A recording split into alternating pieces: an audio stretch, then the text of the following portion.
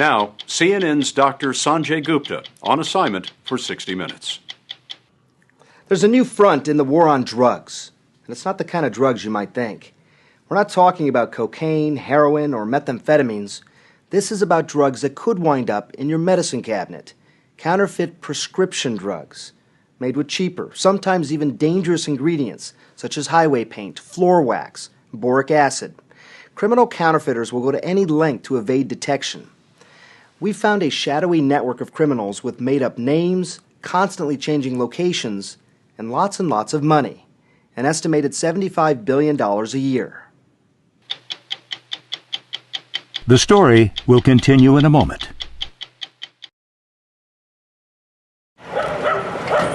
You're watching a surprise early morning raid in Lima, Peru. 200 police in riot gear storming an indoor market. Their target? Counterfeit prescription drugs. And they found them everywhere. There were crude packaging machines and silk screens with imprints of actual name-brand drugs. Hundreds of thousands of counterfeit medicines collected from that raid were traced back to this house. Through a back door and down a narrow hallway, we found a tiny, squalid patio that was actually a fake drug factory, turning out an astonishing number of counterfeit medications. Peruvian police were led here by someone you wouldn't expect, John Clark, from the American drug company Pfizer. I'm looking at this pan with these pills in it. This stuff is going to get into people's medicine cabinets around the world. Unfortunately, yes. Clark heads up a global security team assembled by Pfizer, former FBI, Homeland Security, and narcotics agents who work with local police to track down criminals around the world. Counterfeit operations like these are costing drug companies millions of dollars a year. This has Pfizer written all over it. And it's even got the newer Pfizer emblem with the little slant on it and stuff. I mean, from the packaging, you'd never know. Here, they discovered about 24 medicines, including antibiotics, seizure, blood pressure, and pain medications. We're in the middle of this very primitive courtyard. This doesn't look like any kind of facility that you'd expect at all. Does this surprise you? No. Unfortunately, the quantity of counterfeits you're seeing is phenomenal. The conditions are just abysmal. And if the consumer ever realized that products that they're putting inside their bodies come from dirty water, drying out in the open under a heat lamp, insects and everything else getting into it, contaminants being, brought into the equation and stuff, I think they'd be horrified. According to John Clark, counterfeit Pfizer drugs, many from disgusting conditions like this, have made their way to pharmacies and hospitals in at least 46 different countries, including England, Canada, and the United States. So right now there are people around the world taking medications to save their own lives who are simply taking the wrong thing and they don't even know it. Yes, absolutely. If you have any concerns, you should go to your doctor, you should go to your pharmacist. If the pill dissolves differently, if it tastes bitter or differently. John, I'm a doctor. I looked at these medicines today. I wouldn't be able to tell if they were fake or not. Right. I'm the person they're going to ask. Right. I don't know the answer. How are other people going to know the answer? Next step is every pharmaceutical company will take it back, do the test, then find out if it's a counterfeit, how it got there, and try and make sure that they get off the market immediately. The pills from Peru were sent here, to Pfizer's testing facility in Groton, Connecticut. Sometimes counterfeits may have a percentage of the correct active ingredients, but not when it came to this antibiotic or this ulcer medicine. Sucrose, confectioner's sugar, and maple sugar. Sugar and also chalk. Imagine taking a medication to treat a serious illness with those ingredients. People can die. People can be seriously injured, but people can also die. Kumar Kibble, Deputy Director at Immigrations and Customs Enforcement, or ICE, is charged with protecting our borders from illicit trafficking. Over the past few years, his attention has increasingly focused on counterfeit drugs. In the scheme of things, how big a threat are fake drugs? Fake drugs are a big threat, and it is an exploding threat. You actually have traditional criminal groups that may have engaged in traditional drug trafficking, and they realize, I can make just as much money making, tens of dollars on a pill that I manufacture for pennies and have very little exposure in terms of prosecution. So you're talking about a very low risk, very high reward, potentially tons of money. Yeah, absolutely. When you think about that, some of these pills can be manufactured, for 40 cents and sold for $18 or $20. I mean, just think of that profit potential. I mean, it's insane. This looks like a legitimate website. But Kibble tracks counterfeits from their source in clandestine labs to the United States, where they're typically sold through rogue internet sites, often posing as legitimate pharmacies. 36 million Americans are estimated to have bought their medicines from these sites, many searching for quality drugs at a better price. Some sites pretend to be from Canada, because Canada is known for safe, inexpensive medicines. Kibble caught this Israeli counterfeiter on a hidden camera, admitting that very scheme. And those are all internet pharmacy websites? Is that really from Canada? No. That same counterfeiter also told undercover investigators of another, decidedly low-tech way of smuggling hundreds of thousands of pills into the United States. He simply had them dropped in the mail. At the Postal Service facility at JFK Airport, the sheer volume of packages of counterfeit and suspicious drugs coming into the country is staggering. After x-rays, If you look closely here, you see little round objects that don't belong. Customs puts aside thousands for inspection. Looks like a normal run-of-the-mill speaker.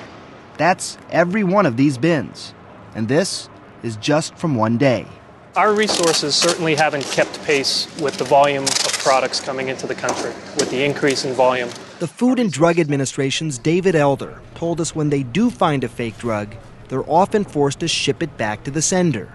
On this day, they found pills and vials from India, posing as legitimate thyroid, fertility, and hypertension medications. They had to send it all back. that sounds crazy. Why not go after this person? We don't have the authority to actually destroy this on site. This product could very well come back into the country through a different mail facility. Maybe it gets through, maybe it gets stopped. But they're banking on one of these times you're going to miss. Yeah, I think they are. And many of these fakes are so sophisticated, even investigators at this FDA lab in Cincinnati couldn't distinguish which bottle of Zyprexa is fake with the naked eye. Using a forensic light source, they can test the ink, and the label that lights up, that's the real one. This fake Lipitor pill looks so authentic, they had to superimpose a diagram of an actual pill to see that the number 20 did not match up. With the naked eye, you could not see this. As I say, in India, you could manufacture anything. There's no limit. Balbir Bogal was recently arrested in Madison, Wisconsin for allegedly trafficking counterfeit drugs. He's also accused of providing millions of anti-anxiety pills from India to a website operator for a site with a common, seemingly harmless name. He was running an internet pharmacy, which is, actually I discovered recently that it's a website, Easy Meds for You. Easy Meds for You. Yes. He had lots of suppliers. You've never met him? Never met him. It's a total virtual world. Absolutely never met him, and I didn't even believe what his name was real or not. Bogal maintains his innocence and claims he was only supplying anti-anxiety medicines with the proper formulation and thought it was for the Asian market. The government says he knew the pills were illegally coming into the United States. Were you worried at all about these medications, where they were going to end up? Never looked at that issue at all. Do you wish you had it? Yes. What is even more alarming is these counterfeit medications are not just being sold on the internet. They are also making their way into mainstream pharmacies and hospitals.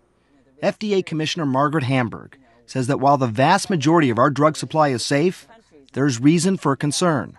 You know, we don't really know the full dimensions of the problem, but we do know that in certain countries, somewhere between 30 and 50% of really important drugs for health are in fact counterfeit.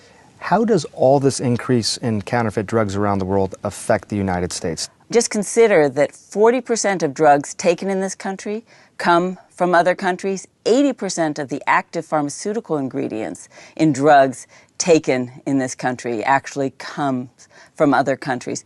Even if the prescription medications are manufactured in the United States, the raw ingredients often come from overseas through a complicated web of suppliers and distributors, and are increasingly vulnerable to counterfeiting. That's what happened in 2008 with the blood thinner heparin, which millions of Americans rely on to prevent blood clots. Little did the manufacturer, Baxter International, know that one of the raw ingredients from China was counterfeit. How many people were affected by this? In this country, a little over 80 people actually died from contaminated heparin.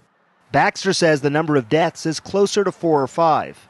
but everyone agrees it's difficult to know the exact number.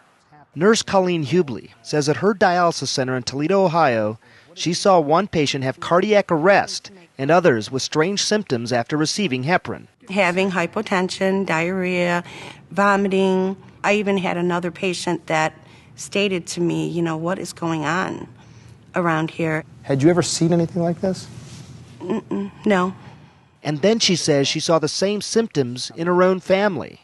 She says her husband Randy and her mother-in-law, both regular users of heparin due to chronic kidney disease, had bad reactions and died within a few days. Baxter, which is being sued by Colleen Hubley and others, disputes that and says the serious underlying medical conditions of her family and patient, quote, much more likely caused their deaths.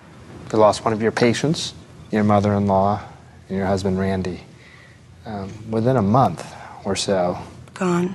Colleen Hubley says she never imagined heparin could be counterfeit. You really counted on that heparin Yes, being we perfectly did. fine. And I don't know if in my nursing career I'll ever take anything for granted again. Baxter's CEO told Congress that he deeply regretted what had happened. The company told us in a letter that the counterfeit ingredient so closely mimicked heparin that it was able to evade the quality control systems and regulatory oversight of more than a dozen companies and nearly a dozen countries. 3 years later, FDA Commissioner Hamburg told us they're still struggling to get to the bottom of it. Do you know who perpetrated this crime with the heparin contamination or exactly how they did it? We do not know the answer to that question. Despite what happened with heparin, most of the ingredients in our medicines today still come from other countries, including China and India, which have notoriously weak regulatory systems. The FDA only inspects about 12% of overseas facilities a year. Everyone's concerned. It's hard to regulate. It's potentially problematic, even deadly. Why does it continue to happen? I think that we live in a globalized world, and components of all kinds of products are going to come from all over the world. It's cheaper over there.